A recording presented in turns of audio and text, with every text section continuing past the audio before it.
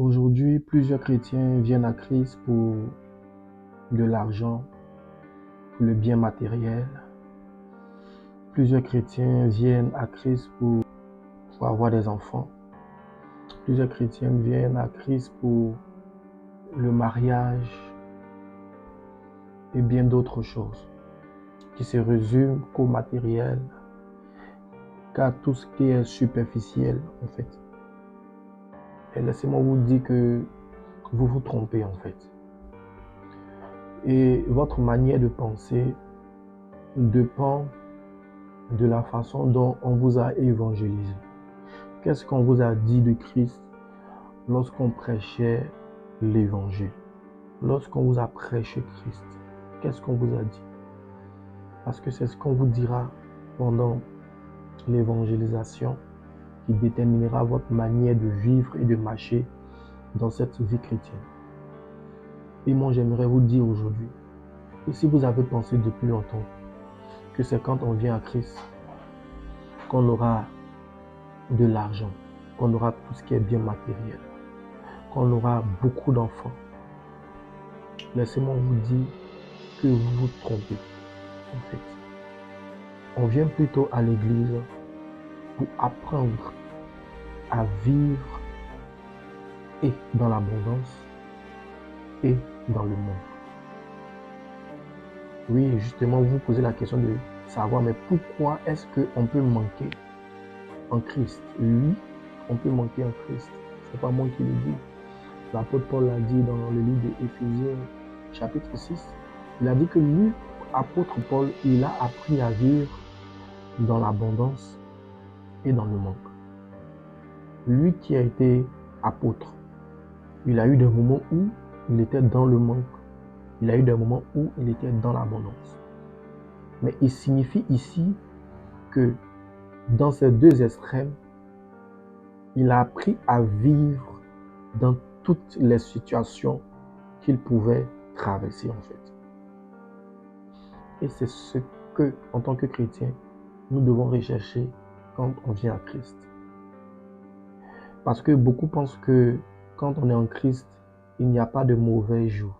Non, c'est archi faux en fait. Il y a de mauvais jours. Parce que la Bible nous dit que nous devons avoir toutes les âmes spirituelles afin de résister dans les mauvais jours. Ça, c'est l'apôtre Paul qui le dit.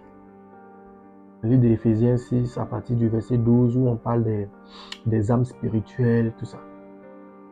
Donc, nous devons avoir les âmes spirituelles pour résister dans le mauvais jour.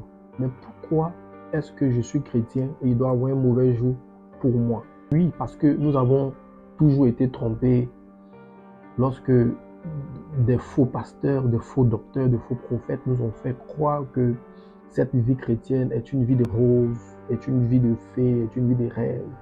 C'est-à-dire que aucun malheur ne peut arriver à un chrétien. Non. Jésus dit à Pierre que Pierre, Satan t'a réclamé pour t'écribler comme du froment. Mais j'ai prié pour toi pour que ta foi ne défaille point. J'étais étonné là, je pensais que Jésus allait dire j'ai prié pour que cela ne t'arrive pas. Mais Jésus n'a pas prié pour que cela n'arrive pas. Jésus a prié pour que quand cela arrive, il y ait toujours la foi. Et cette vie chrétienne est une école où on vient apprendre à vivre. Alléluia. Parce que toutes ces choses que vous recherchez aujourd'hui, comme le matériel, il y a un tonton qu'on appelle tonton Job, qui était un homme intègre dans la Bible, qui avait tout ce que vous recherchez aujourd'hui. Il avait des enfants, il avait le mariage, il était marié, il avait des richesses, vraiment. Il avait la santé que vous recherchez aujourd'hui. Il avait tout cela. Mais un matin, à cause de sa justice, à cause de sa bonté, Satan a touché à tout ce qu'il avait par la permission de Dieu. À sa santé, à ses enfants qui sont morts. Il a touché à ses richesses.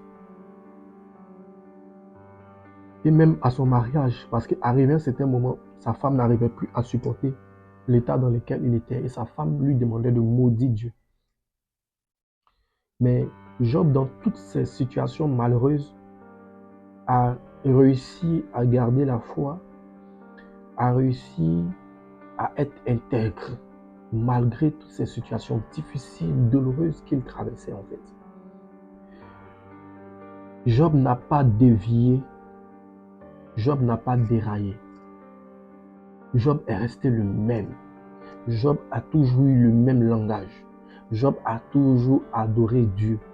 Job a toujours loué Dieu. Au contraire, il disait Dieu a donné, Dieu a pris. Job ne s'est pas livré à d'autres dieux. Job ne s'est pas mis dans l'idolâtrie parce qu'il avait perdu tout ce qu'il avait. Parce que Job avait quelque chose qu'il avait appris. Et c'est ce que nous, en tant que chrétiens, nous devons apprendre. Nous venons à Christ, pas pour le bien matériel. Parce que, laissez-moi vous dire que, en tant que chrétien, on ne prie plus pour le bien matériel. Ça, ce ne sont pas des prières appropriées en tant que chrétien. Parce que Jésus nous a déjà montré comment être riche, comment être prospère. Il a dit, cherchez premièrement le royaume de Dieu et sa justice. Et toutes ces choses que vous recherchez là, vous seront données par-dessus tout. Donc nous, on ne fait que chercher Dieu. On ne fait que chercher à savoir comment vivre, comment marcher avec le Saint-Esprit, comment se laisser utiliser. Et pendant que nous sommes en train de chercher les choses du royaume, nous sommes en train de chercher à comment évangéliser, nous sommes en train de chercher à comment bien parler aux personnes, nous sommes en train de chercher à comment être utile dans la maison de Dieu. C'est en ce moment que la bénédiction, la richesse, tout ça nous localise. Donc ce n'est pas des sujets de prière, ce ne sont pas des sujets de prière vraiment utiles en tant que chrétien. Parce que cela nous est donné par-dessus tout lorsqu'on cherche le royaume. Donc, quand on vient à Christ, le plus important, c'est d'avoir le caractère de Dieu. C'est d'avoir le caractère de Dieu.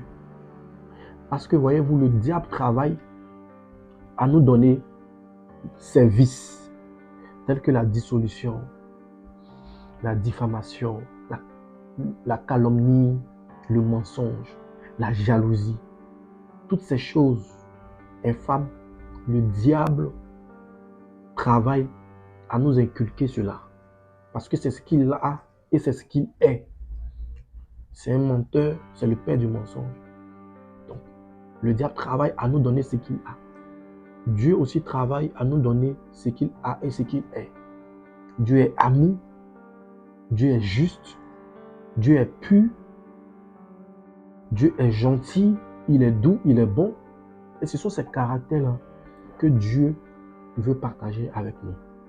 Donc quand on vient à l'église, c'est pour avoir les caractères moraux de Dieu qu'il partage avec les hommes. Donc, laissez-moi vous dire que le plus important, ce n'est pas l'état, la situation dans laquelle tu te trouves, si tu es dans la pauvreté ou si tu es dans la richesse. Là n'est pas le plus important. Parce que, en fait, rien n'est garanti ici sur cette terre. Rien ne sera constant, en fait. Parce que, regardez même le monde dans lequel nous nous trouvons. C'est un monde où la terre tourne. La terre tourne sur elle-même d'abord et puis après elle tourne autour du soleil pendant 365 jours. Donc, un tel monde, il ne peut pas avoir de stabilité, c'est pas possible. Donc, si tu es riche aujourd'hui, il faut être conscient pour profiter de cette richesse parce qu'il y aura un moment où la terre va tourner, la terre va changer. Donc, toi qui fuis le monde aujourd'hui pour venir à l'église sous prétexte que l'église va garantir ta richesse, l'église va garantir ta prospérité, laisse-moi te dire que tu te trompes parce que la Bible parle d'un mauvais jour. Job a reçu tout ça. Mais un jour, Job a tout perdu. Pose-toi la question. Si aujourd'hui, Dieu te donne tout ce que tu veux avoir pour être heureux et que tu perds cela aujourd'hui, quelle sera ta réaction?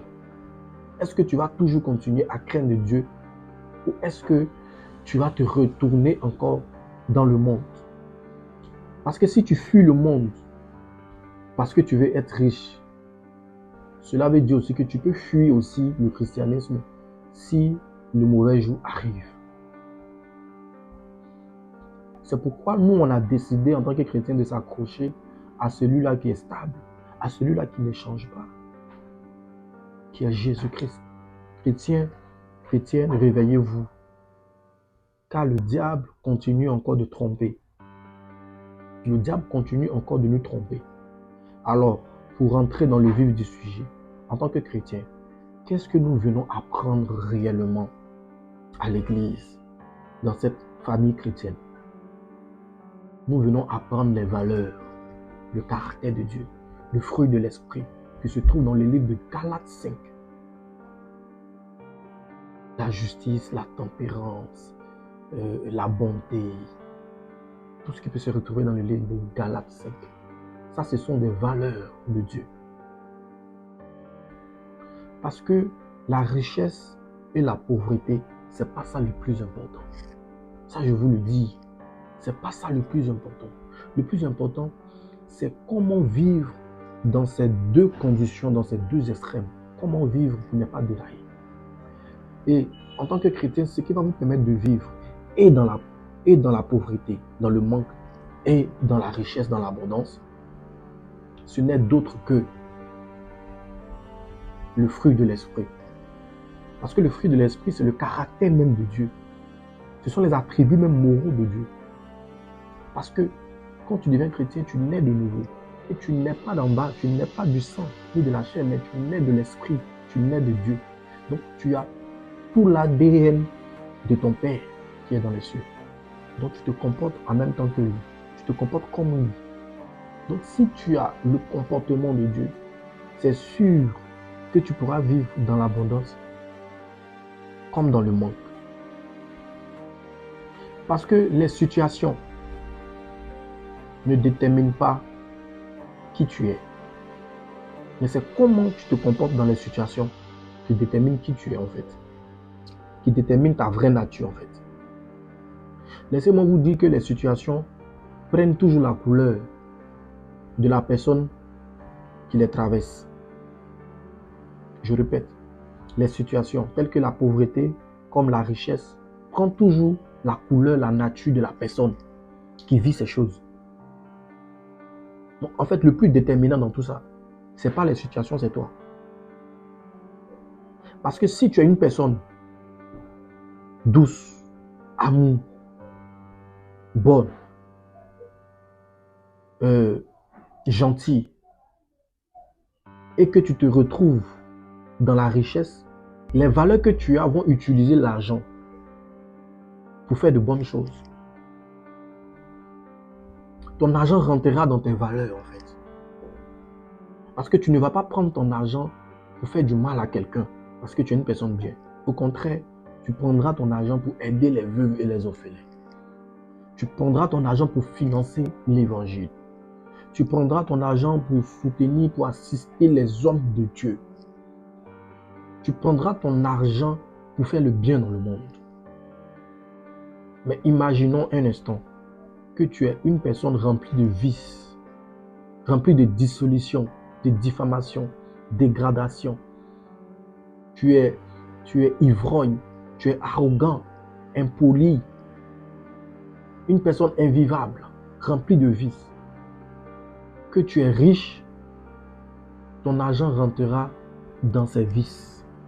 Ta richesse profitera à ces vices. Tes biens matériels profiteront à ces vices. Parce que si tu es une personne jalouse, que tu as de la richesse, tu utiliseras ton argent pour faire du mal aux gens que tu jalouses. Si tu es une personne remplie d'impureté sexuelle, tu prendras ton argent pour investir dans les entreprises de busy, pour faire des bêtises. Si tu es une personne méchante, tu prendras ton argent pour sacrifier des gens, pour kidnapper des gens. Tu investiras ton argent dans le mal en fait. Donc, la richesse, la pauvreté, là ne joue pas un rôle très important. Mais ce qui est déterminant, c'est la personne, la nature même de la personne qui est en face de nous, qui est dans cette situation en fait. Donc, si tu es une personne très rancunière, tu vas utiliser tous tes biens, tout ce que tu as, pour faire le mal en fait. Donc le plus important, c'est d'avoir les caractères, les valeurs morales. C'est ce pourquoi on vient à l'église. Pour avoir le fruit de l'esprit. Comment vivre en société. Comment vivre en harmonie. C'est ça ces valeurs en fait. Et donc un chrétien qui a ces valeurs que je viens de dire, qui a le fruit de l'esprit, pourra vivre et dans le manque et dans l'abondance. Dans le manque, comment est-ce que cela sera possible? Si un homme est dans le manque, généralement il y a des pensées mauvaises qui l'animent. Parce qu'il manque, il veut aller voler pour subvenir à ses besoins. Il veut escroquer, il veut arnaquer. Pour une femme, elle va vouloir se prostituer pour pouvoir avoir ce qu'elle veut. D'autres personnes vont aller livrer leur âme au diable, voir des féticheurs, des marabouts, consulter la science occulte, rentrer dans des sectes telles que la Rose-Croix, la franc-maçonnerie, ainsi de suite en fait. Donc, quand tu es une personne remplie du fruit de l'esprit, même quand tu te trouves dans un état de manque, cela garantit ta foi. Cela garde ta foi. Parce que là, tu n'es plus déterminé par la situation, mais tu vis par l'esprit. Donc, tu n'es pas tenté de voler quelqu'un. Tu n'es pas tenté de faire du mal à quelqu'un pour sortir de ta pauvreté. Tu n'es pas tenté de faire du mal à ton prochain pour être heureux, pour avoir, pour posséder. Parce que déjà, tu as l'amour de Dieu en toi, qui fait partie des attributs moraux de Dieu. L'amour. Parce que le commandement de Dieu, il a dit, aime ton prochain comme toi-même. Donc quand tu as le fruit de l'esprit, tu as l'amour. Et beaucoup de chrétiens n'ont pas le fruit de l'esprit. C'est pourquoi dès qu'ils sont dans un état de manque, ils sont alarmés, ils sont troublés, ils sont stressés, ils veulent à tout prix sortir de cette pauvreté et à tous les prix, par tous les moyens. Donc, dès qu'on nous propose quelque chose qui n'entre pas dans le cadre de la parole de Dieu, il est prêt à se livrer. Parce que tout ce qui l'importe, c'est de sortir de sa situation de manque. Ce n'est pas un chrétien accompli. Ce n'est pas un chrétien accompli. Dieu, quand il a fait sortir le peuple d'Israël en Égypte, avant de les emmener à Canaan, où il y a la richesse, où il y a la prospérité, où il y a le lait, il y a le miel, il les a fait passer d'abord dans le désert. Il les a fait passer d'abord dans le désert. Ils ne sont pas directement allés à Canaan. Et le désert avait un but. Le désert avait le but de les rééduquer, de changer leur mentalité, de leur donner les valeurs de Dieu. Parce qu'ils ont été acculturés pendant 400 ans en Égypte. Ils ont été éduqués selon la civilisation égyptienne. Ils ont appris à parler la langue des Égyptiens. Ils ont appris à danser comme les Égyptiens. Ils ont appris à adorer plusieurs dieux comme les Égyptiens. Ils se sont prostitués comme les Égyptiens. Donc, Dieu, avant de leur donner la terre promise où ils allaient régner, il fallait d'abord les rééduquer. Parce qu'ils étaient sortis de l'Égypte, mais l'Égypte n'était pas encore sortie d'eux. C'est pourquoi ils ont pu se reproduire le veau d'or dans le désert. Donc, le désert était un passage vraiment obligatoire qui allait les changer, qui allait changer les façons de voir, les façons de faire les choses. Parce que le plus important, c'était la mentalité de Dieu qu'ils devaient avoir. Ce n'était pas la richesse. Donc Dieu, avant de donner la richesse à quelqu'un, il prend le temps de travailler d'abord sur la mentalité de la personne, sur les valeurs que la personne doit avoir avant d'hériter Canaan. Donc, bien-aimé, détrompe-toi. Commence à chercher les caractères moraux de Dieu maintenant. C'est ce qui est le plus important. C'est ce qui va te permettre de vivre. Et dans le manque, quand tu seras dans le manque, tu ne seras pas tenté à faire n'importe quoi, à te suicider ou à faire des bêtises. Parce que tu as en toi le fruit de l'esprit qui garde ton âme. Tu as le Saint-Esprit qui te conduit, qui dirige tes pas. Et aussi, quand tu es dans la richesse, tu es tenté à faire beaucoup de choses. Parce que quand tu es dans la richesse, tu es autonome. Donc tu penses que tu ne dépends plus de Dieu en fait. Tu fais ce que tu veux. Tu as l'argent pour t'offrir ceci, cela. Et par moments, tu oublies même le but ultime qui est d'investir ton argent dans l'évangile. Tu mets ton argent dans du n'importe quoi. Donc c'est pourquoi Dieu te donne aussi le fruit de l'esprit pour que quand tu seras dans la richesse, quand tu seras dans l'abondance, tu ne puisses pas oublier le but qui est d'investir ton argent pour construire des églises, pour financer des campagnes d'évangélisation, pour soutenir la louange, l'adoration, pour soutenir les affaires de ton Père qui est dans les cieux. Donc aujourd'hui, en tant que chrétien et chrétienne, nous devons nous poser une question. Si aujourd'hui, on perdait notre maison, si aujourd'hui, on perdait tout l'argent qu'on avait, si aujourd'hui, on perdait les enfants que Dieu nous a donnés, si aujourd'hui, on perdait le mari, la femme que Dieu nous a donnés, est-ce que nous allons continuer à être chrétiens? Si oui, c'est que vous êtes vraiment des chrétiens affranchis. Sinon, c'est que vous n'avez pas encore le fruit de l'esprit. Parce que toutes ces choses que vous voyez, Job les avait. Il les a tout perdues. Et même le Dieu que nous adorons, Jéhovah, Père de notre Seigneur et Sauveur Jésus-Christ, qu'est-ce qu'il avait avant d'avoir toute cette richesse qu'il a aujourd'hui? Il n'avait rien. Avant que toi et moi, la terre, les animaux, les arbres, la mer, les cieux, tout ce qu'il y a comme richesse de Dieu aujourd'hui, parce que nous sommes la richesse de Dieu. Mais avant que nous n'existions, qu'est-ce que Dieu avait? On ne peut pas dire que Dieu était dans le manque, parce que c'est un peu osé, mais nous avons vu que cela n'existait pas, jusqu'à ce que Dieu appelle cela à l'existence. Dieu avait la parole, Dieu avait la pensée. Qui parle de pensée parle de mentalité. Dieu avait les valeurs. Ce sont ces valeurs qui l'ont emmené à l'existence. Donc si Dieu lui-même, avant d'avoir toute cette richesse qu'il a aujourd'hui, que je suis, que tu es, il avait d'abord les valeurs. Parce que Dieu, il a été toujours amour, il est toujours amour et il sera toujours amour. Il a été toujours bon, il sera toujours bon. Il a été toujours juste et il sera toujours juste. À aucun moment le mal ne s'est trouvé en Dieu.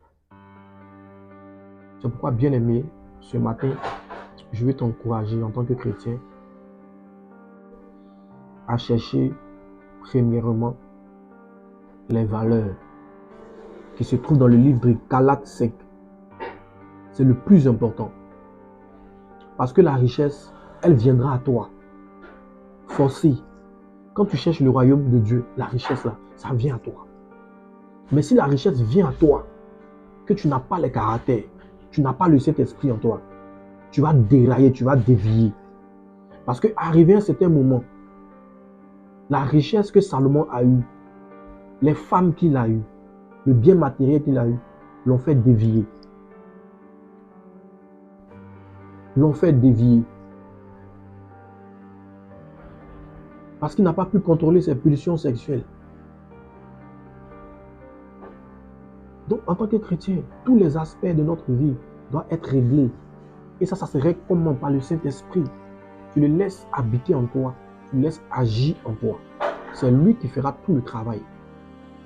Donc, je t'exhorte à renforcer tes liens avec le Saint-Esprit pour qu'il puisse te donner le caractère de Dieu. Que Dieu vous bénisse abondamment. Shalom.